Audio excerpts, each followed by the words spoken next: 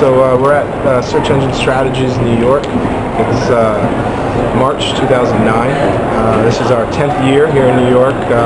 SES, as the industry refers to the show and to the series of shows that we offer, is all about education. It's a training opportunity.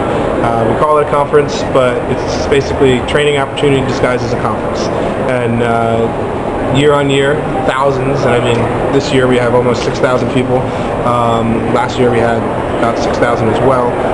Come back year after year to learn about digital marketing, social media marketing, how to harness the social graph and all the tools that are out there, and how all of this then relates to the traffic that's coming from the search engines.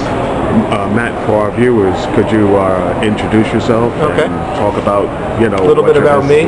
My name is Matt McGowan. I'm a publisher of ClickZ.com, SearchEngineWatch.com, and then the associated trade shows, of which we're here now at Search Engine Strategies, and the Online Marketing Summit, which is hosted by ClickZ. My background, I've been in digital since I left Wall Street in 1998. I've worked for publishers pretty much all the way through. Spent time at Pearson. Now I work for a company called Incisive Media. Incisive owns ClickZ properties and the Search Engine Watch properties. Also spent some time on the e-commerce side. Excuse me. I work for a company called PropertyRoom.com. PropertyRoom.com is still around. It's quite a big auction company these days, working with thousands of police departments, municipalities, to auction off their found, seized, lost, and surplus goods. So it used to be called Steal It Back, because it would come, all the items you get from the police department that they would come across in their daily business, you could then buy back at discount prices. So I've been digital for quite some time, and now I am sort of the host here at these events.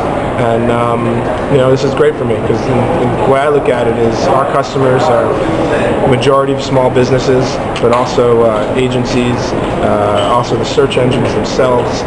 We're talking to the big brands as well. You'll see brands here like Hewlett-Packard and IBM, SAP. You'll see Disney here. You'll find the cable company here. You'll find the electric companies here. It's a massive group of people from all walks of life. But like as I said, majority are the small businesses, and they're trying to solve problems. I own a series of coffee shops in Southern California, let's say, and I'm trying to beat out Starbucks. How do I get traffic to my store? How do I work on the internet to get to customers that are relevant to me? No one's going to drive more than 5 or 10 minutes to get a cup of coffee, so they need to be local. They don't want to broadcast to the world. On the other side, you got businesses that are building products and trying to sell them globally. For them, it's all about, I don't care where my customer comes from, but I want them to convert. So they're trying to solve problems like, how do I get more traffic from countries I can ship to? And then how do I convert that traffic when they get on the landing page? So you'll find sessions here, and on SearchEngineWatch.com and ClickZ.com you'll find columns where we write about, and this show, by the way, is just like an extension of those communities online. You'll find most of the people here, if not all of them, read that content day in and day out, read those articles. They don't pick up the New York Times. Maybe they do that on Sunday, but Monday, Tuesday, Wednesday, Thursday, Friday, they read the ClickZ newsletters that come to them and the Search Engine Watch newsletters. But, so those... So this community basically is what we see here today. So you mentioned that you have a background in Wall Street. Of course, given the economic climate, specifically, this is a two-pronged question. How do you see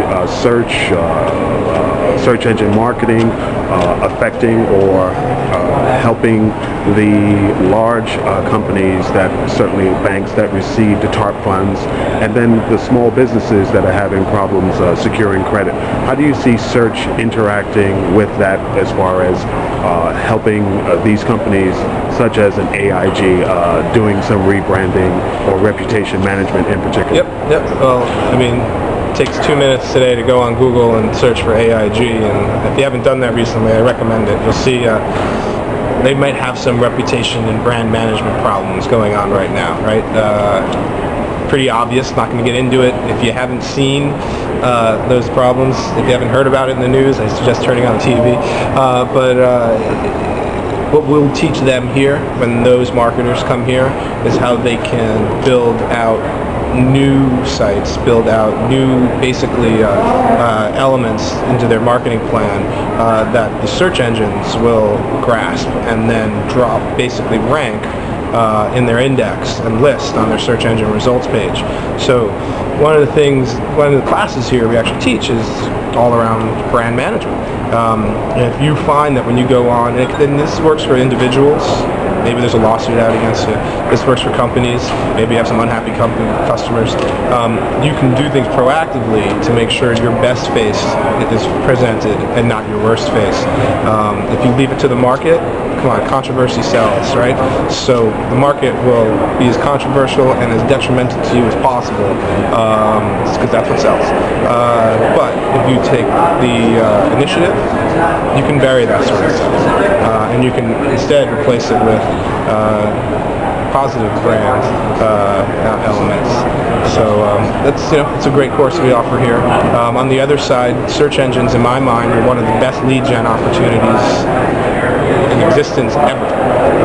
Customers are out there.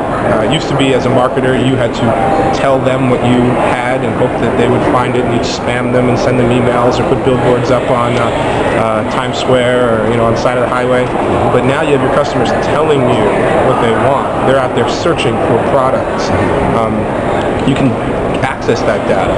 You can analyze it, and then you can build out campaigns that give them what they're looking for, and take it a step farther, build products that they're looking for. How many people have been around a table? What should we change today? What should our website look like? What sort of products should we be offering our customers? And it's pretty much like a finger in there, and you take a consensus of the room, and then you go out and you do it, right? Well, you now have data that you can help make your decisions for you, and it's not so soft anymore. Consumers are out there. If you're going after the consumer market or the business market or whatever it might be, they're out there telling you what they're looking for. So the customers that come to this show and that reads ClickZ and Search Engine Watch, and I can't stress it enough, they're the companies that are satisfying customer needs and not making those, pie in the sky, finger in the air kind of soft decisions. Okay. One, switching gears a little bit, maybe at about face. Everyone sees the tremendous victory of the new president. And it seems like he's a progressive type of guy, specifically with his team, David Axelrod. He's well known in the marketing, traditional as well as digital marketing. Could you speak to his success, his online success? It doesn't go without saying that one of the principals of Google was on his economic transition team. Well, he's definitely. Barack Obama definitely, I think, understands the value and the impact that the internet can have on a business, on an image, on a person, on a campaign. We actually have a session here today in the ClickZ track where we are bringing the marketing directors from the multiple campaigns. So we have people who worked on the Barack Obama campaign. We have people who work on the John McCain campaign. We have people who work on some of the other campaigns. And we're putting them in a room, and it's being moderated by one of our ClickZ news columnists, Kate Kay, who for the last 2 years has been writing about how these campaigns have been interacting in the digital space. So everyone here today, they're going to get a chance to see what these guys did. But for those not here, that column is on ClickZ and it's easily accessible, easily findable in navigation. But I wouldn't say that what Barack Obama did guaranteed his victory. I would say it played a part in his victory. And if one thing we can see around the internet is democratizing power. And Barack was able to reach out to millions upon millions of people and connect with them on a more personal basis than, say, a TV commercial or an ad on a magazine or on a billboard, and develop those relationships. I bet you there are more people, and I think these stats have been well published, but there are more people who feel like a personal connection with this guy, even though they've never met him, than, say, his opponents or some of the other politicians who have yet to harness that social media and digital campaigns and digital practices. Well, thank you so much for your time, taking some time out from your busy schedule.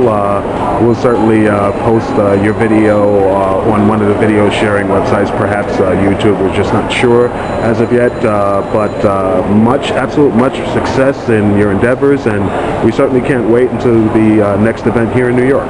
Dallas, thank you. Appreciate it. No problem.